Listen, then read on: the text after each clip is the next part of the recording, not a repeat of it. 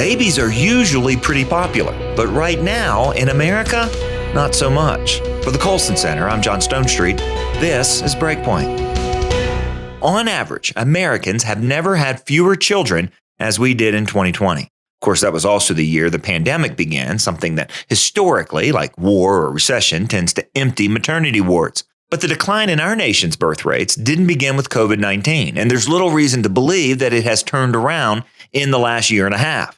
The current decline goes back a while now, and it didn't reverse when the economy boomed back in the second half of the 2010s. In fact, the dwindling U.S. birth rate seems strangely indifferent to what's happening in the stock market or in the headlines. It's almost as if no matter our financial or political situation, Americans are simply choosing to have fewer and fewer children year by year. And it's not because they can't afford them, it's because they don't want them. Well, at least that's the conclusion of a new study that's published in the Journal of Economic Perspectives, which found that economic factors such as rising cost of living or student debt, factors which have historically played outsized roles in fertility rates, are not when it comes to declining birth rates today. To isolate what is causing today's decline, the authors estimated the impact of policy and economic shifts, things like Medicaid coverage, abortion access, childcare costs, and sex education. And here's what they said. Perhaps the key explanation for the post-2007 sustained decline in U.S. birth rates is not some changing policy or cost factor, but rather shifting priorities across cohorts of young adults.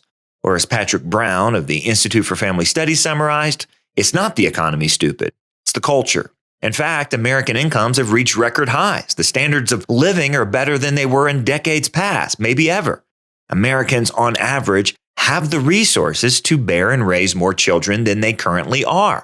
Something like 5.5 million more, according to the Institute for Family Studies Lyman Stone. Now, one factor that did stand out as firmly predicting fertility was marriage rates. Birth rates among married women haven't changed much since the mid-1990s. What has changed is the percentage of women getting married. That number has fallen by nearly half since 1990. According to Brown, quote, it doesn't seem to be the case that women who might have had multiple children are stopping at one, but rather that delayed marriage and childbirth are preventing more women from having children at all. The authors of the study instead cite cultural preferences about adult life as the real cause of both falling marriage and fertility. And this really shouldn't surprise us.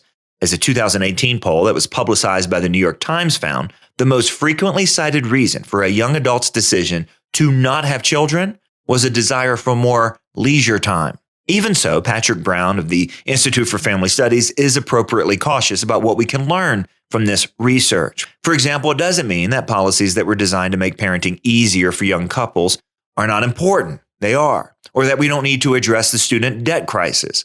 What it does mean is that it's time to rethink the conventional wisdom about why people decide to have children and why they decide not to. We are not purely economic creatures. Cultural attitudes, cultural norms, cultural preferences about what makes for a meaningful life have a far bigger impact on fertility than previously thought. Young adults today are having fewer children than ever before, not because they can't keep food on the family table, but because for so many of them, there is no family table.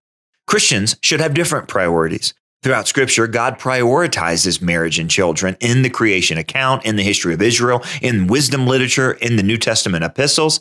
In all of these places, family is seen as a real blessing, as the cradle of faith, as the place where culture begins, as the center of worship, and as the setting for some of the greatest joys that human beings can experience. Now, that doesn't mean that single life is any less of a calling or any less significant for the kingdom, or that every young person should immediately focus all their energies on finding a life partner. Just that it wouldn't hurt for more churches and more Christian families to play a bit of a matchmaker, helping young adults reimagine what adult life really can be, even what it should be.